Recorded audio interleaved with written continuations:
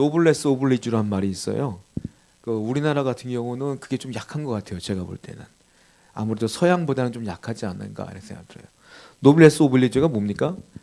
그 제가 그 사전을 찾아보니까 사회 고위층 인사에게 요구되는 높은 수준의 도덕적 의무 이렇게 써 있더라고요. 그러니까 지위가 높으면 내가 힘이 좀 있으면 일반인들보다 더 많은 도덕적 의무를 감당해야 되는 거예요, 사회에. 내가 돈이 많아. 그러면 사회에 더 많은 돈을 환원시키는 역할을 해야 되고, 내가 권력이 많아. 그러면 그 힘을 갖고 나를 위해 쓰는 게 아니라 이 사회에 돌려줄 수 있는 그런 도덕적 의무가 필요하다는 거죠. 근데 우리나라는 그렇지 않은 것 같아요.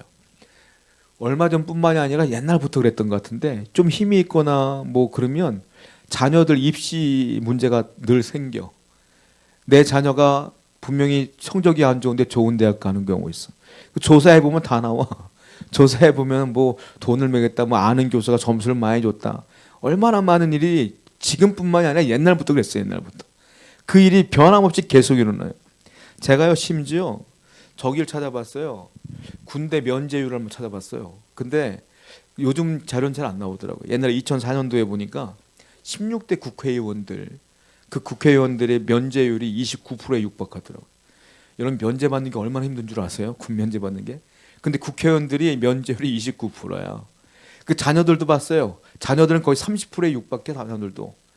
아니 어떻게 면제가 다 국회의원들한테 다 간지 모르겠어. 그런 거 보니까 기가 막혀요. 자연적인 일은 아니잖아요. 그런 게 다. 연예인들도 보세요. 다 이상해 말짱한데 아니 그렇게 건강한 사람 다 면제래. 아니 면제는 내가 받아야 되는 거 아닌가 싶기도 하고. 자, 이해가 안 되는 게 너무 많아요. 근데 이 지금 말씀드렸던 노블레스 오블리주는 프랑스어인데 사실 이 단어가 시작된 건 초기 로마 시대부터 시작됐습니다. 초기 로마 귀족들은요. 우리가 볼 때 로마 뭐 악독하니 나쁜 일만 생각하지만 그 사람들은 굉장히 깨끗한 사람들이 많았어요. 그 사람들이 도덕적 의무를 행하기 위해서 자신들이 직접 전쟁터에 나가. 귀족인데. 그리고 자기의 자녀들을 아주 심각한 전쟁터에 보내기도 했어요. 근데 그걸 본따서 만든 게 지금 이런 그 도덕적 의무를 얘기하고 있는 거야 말이에요. 서양 사람들은 가끔 가다 보면 이런 걸 잘 지켜요. 예를 들자면 그 포클랜드 전쟁 때 영국 여왕의 둘째 아들 앤드류가 참전을 했죠. 전쟁에. 죽을 수도 있는데 참전을 했어요. 그 또 우리 6.25 때 미 8군 사령관 벤틀리트의 아들이 야간 폭격 임무를 수행하다가 전사하셨어요.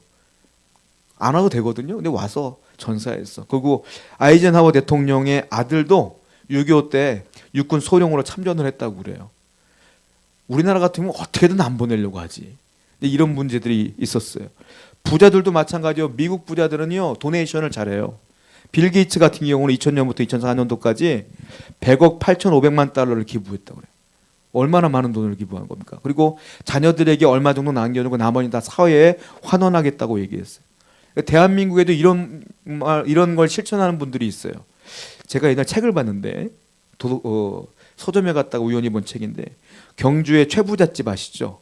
최부잣집 이야기더라고요. 경주 최부잣집 300년 부의 비밀이라는 책이 있었는데 다 읽지 못하고 잠깐 읽었는데 거기 이런 얘기가 있더라고요. 최부잣집은요 대대로 가정의 철학이 있었대요. 그게 뭔지 아세요? 이렇게 써 있어요. 만석 이상을 우리가 거둬들이면 추수하면 그 나머지는 사회에 환원한다. 이게 그 최부잣집의 그 철학이야. 또 하나 흉년이 들 때는 절대로 땅을 사지 않는다. 백성들도 먹고 살아야 되니까 사면 안 된다. 그리고 주변 100리 안에 우리 집을 중심으로 해서 100리 안에 굶어 죽는 사람이 절대로 있어서는 안 된다. 이게 그들의 철학이래. 그래갖고 300년 동안 계속 최부잣집이 이어져 왔었다라는 책 내용을 제가 본 적이 있어요. 그럼 제가 이게 왜 하냐면은 우리가 흔히 얘기할 때 힘 있다 뭐 이게 얘기할 때 돈 얘기를 많이 하거든요. 돈이 많은 사람들이 해야 될 의무가 있는데 그걸 안 하고 내가 움켜질 때가 많지 않습니까? 천국 백성에게 성경에도 돈 얘기를 해요. 니들 돈 어떻게 할래? 이 말이야. 은행에 저금할래? 주식에 투자할래? 어떻게 할래? 성경은 뭐라고 말합니까? 네 보물을 땅에 쌓아두지 마라.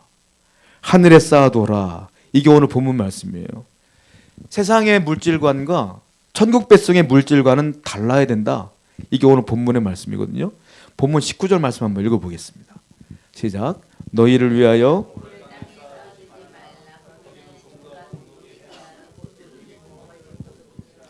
명령했어요. 보물을 절대로 땅에 쌓아두지 말라. 이 보물은 돈뿐만이 아니라 내가 생각할 때 굉장히 중요하게 여기는 것들 다 보물이라고 그래.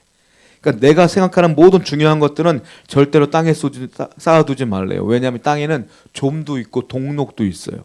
벌레도 썩고 동록이 뭡니까? 동에 쓰는 녹이죠, 녹. 그러니까 녹 쓸 수 있어. 그러니까 절대로 땅에 쏟지 말아라 이 말이에요. 여러분 유대인들은요 제일 좋아하는 게 있어요. 유대인들이 제일 좋아하는 게 뭔지 아세요? 첫 번째 하나님, 두 번째 돈이야 돈. 유대인들은요 돈을 그렇게 악착같이 벌어요. 왠 줄 아세요? 나라가 없어요. 그 사람은 나라가 없었어요 옛날부터. 그러니까 유리하는 나라였기 때문에 그 사람은 돈이 없으면 살 수가 없는 거예요. 유대인들은 악착같이 돈을 벌어요. 그리고요 은행에 돈을 안 맡겨요.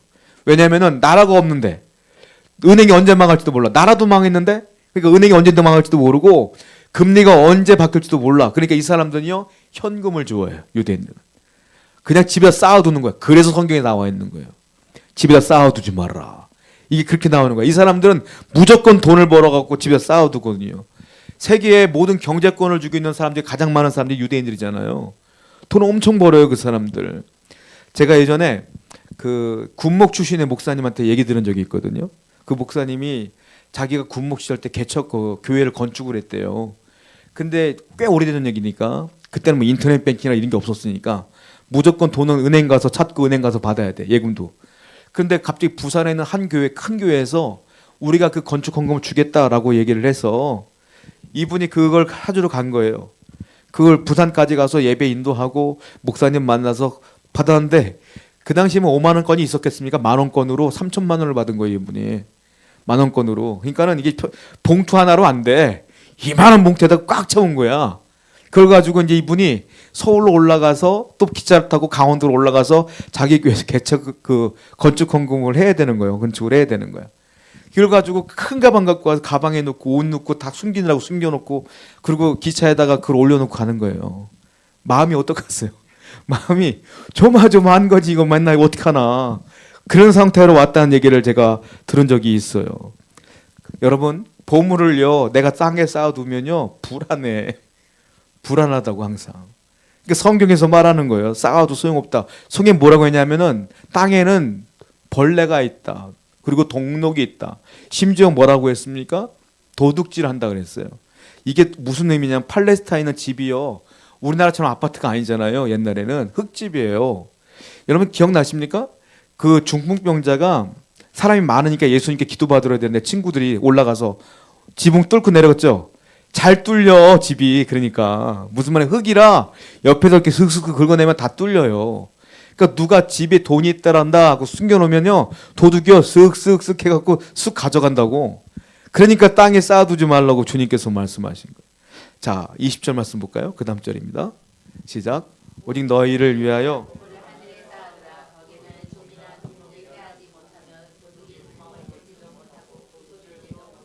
보물을 어디다 쌓아놓으라고요? 하늘에 쌓아두라. 하늘에 쌓아두라 이 말이에요. 그러니까 하늘에 쌓아둬야 될 중요한 이유를 그 다음에 설명해 주세요. 자, 그 다음 절 볼까요? 21절입니다. 시작. 네 보물이 있는 그곳에는 마음도 있기 때문이다. 이 말이에요. 제가 아까 말씀드렸죠. 그 3천만 원을 들고 만 원짜리로 3천만 원을 들고 목사님이 서울 기차를 타고 올라가는데요. 그 얘기를 하시더라고요. 화장실을 그렇게 가고 싶더래. 화장실을 가는데 이걸 두고 가려니까 겁나고 이 무거운 짐을 가져가려니까 참 이상해 보이고 고민하다가 참다가 어쩔 수 없이 화장실 갔대. 어떻게? 그거 들고 갔대. 그냥 들고 갔대. 누가 가져갈까 봐. 그리고 강원도까지 가는데 손에 땀이 그냥 계속 흘렀대. 그리고 사람 원래 다 도둑놈처럼 보이더래. 계속 내 거 훔쳐갈 것처럼. 옛날에 소매치기 굉장히 많았잖아요. 요즘은 안 보이지만 그때 막 왼도칼로 막 베고 그랬잖아요. 그 가방 같은 거. 그러니까 목사님이 그 얘기를 하시더라고요. 결국은 견축을 하셨어. 가져가셔서. 그때 그 목사님 저한테 뭐라 하는지 아세요? 아, 박 목사야. 내가 그때 생각해 보니까 돈이 여기 있으니까 마음이 다 여기가 있더라. 이 말이요. 이것만 신경 쓰는 거야, 이것만. 아무것도 생각 안 난대요. 성경 말씀이 맞다는 거예요, 이게. 네가 보물을 하늘에 쌓아놓으면 하늘을 바라보지만 네가 보물을 땅에 쌓아놓으면 땅만 바라본다. 똑같은 말씀. 여러분 그렇지 않아요? 여러분들이 땅에다 보물 쌓아놓으면 내 땅값은 올랐는가, 내 부동산 값은 올랐는가 맨날 이거만 보는 거야. 여러분이 주식에다 집어넣으면은 돈 맨날 주식만 보는 거예요. 거기 다 마음 뺏기는 거예요. 근데 내가 하나님께 헌금하고 봉헌하고 하나님께 다 맡기고 하나님 위해 살면 하나님만 바라보고 주여 내가 이렇게 했습니다. 하나님 하늘만 바라보는 거잖아요. 그러니까 하나님께서 예수님께서 하신 말씀은 그거예요. 저는 어린아이 사역을 해본 적이 없어요. 근데 제 동기 중에 한 친구가 유치부부 사역을 했는데 그 친구가 저한테 웃으면서 얘기하더라고요. 야, 내가 설교하는데 남자의 유치부 우리 부서의 애가 하나가 예배를 안 드리는 거야. 그러는 거예요. 그러니까 왜? 그러니까 얘가 앞에서 뭐가 안절부절이래요. 계속 안절부절. 얘가 혼자서. 그래서 나가 물어봤대. 예배 끝났는데 너 왜 그랬어? 물었더니 얘가 이랬더래요. 목사님, 집에다가 제가 아이스크림을 냉동실에 넣어놓고 왔는데 동생이 오늘 교회를 안 왔어요. 동생이 먹을까봐 굉장히 불안해요. 그리고 예배 끝난 데만 갔대 집에. 여러분 그러지 않아요? 그런 거 똑같은 거예요. 여러분들이 어디다가 내 마음을 쏟아놓느냐, 어디다가 내 보물을 쏟아놓느냐가 중요한 것이다. 성경은 그래서 하늘의 보물을 쌓아놓으라라는 거예요. 그런데요, 오늘 본문은 되게 이상해요. 돈 얘기했잖아요 지금. 근데 그 다음 절에 갑자기 눈 얘기를 해요. 이게 이어지지가 않는 것 같아. 보세요. 22절과 23절입니다. 시작.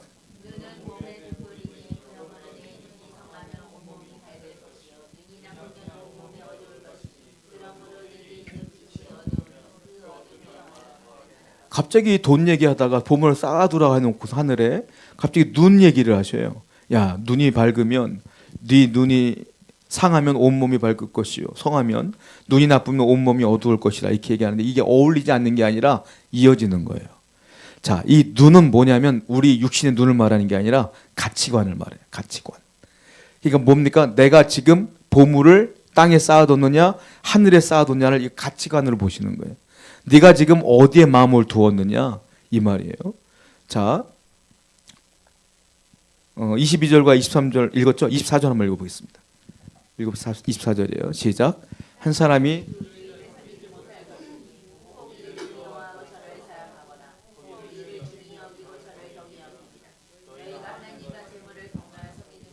그리고 이어지는 게 지금 한 사람이 두 주인을 섬기지 못한다는 이야기가 나오는 건데 요거를 표준 세번역으로 제가 읽어드릴게요. 이 부분을. 아무도 두 주인을 섬기지 못한다. 한쪽을 미워하고 다른 쪽을 사랑하거나 한쪽을 중히 여기고 다른 쪽을 업신여길 것이다. 이게 원래 뜻이에요.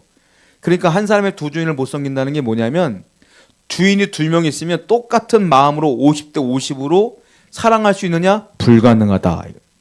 자녀도요. 내가 둘을 낳으면 첫째와 둘째하고 50% 똑같이 사랑해요? 솔직히 말해보세요. 안 돼요. 그게 안 돼요. 사람은 안 돼. 49대 51 정도 될 수 있겠지. 근데 50대 50 정확히 안 돼.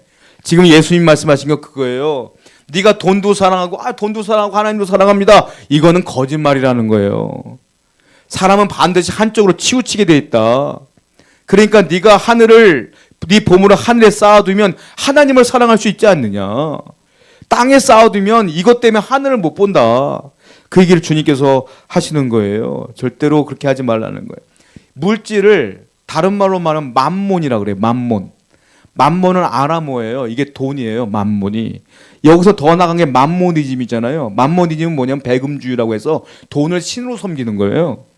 그래서 맘모니즘을 조심해야 돼. 자, 여러분 제가 퀴즈 하나 낼까요? 돈이 선한 거예요? 악한 거예요? 돈이 선할까요? 악할까요? 선해요? 악해요? 선해요? 중립이에요. 돈은 중립이야. 돈은 내가 선하게 쓰면 선한 거고 내가 악하게 쓰면 악한 거예요. 사람에 따라 달라져요. 그렇지 않습니까? 돈은 늘 중립이야.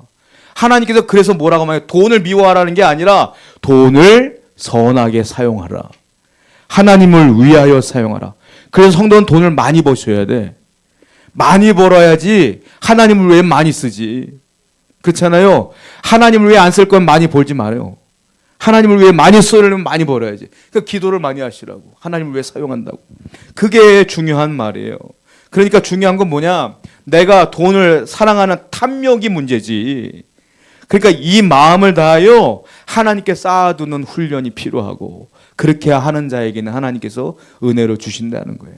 오늘도 여러분 그것을 기억하여서 돈에, 물질에, 보물에 마음을 뺏기지 말고 하나님만 바라보고 살아가는 여러분 되기를 축원드립니다. 기도하겠습니다.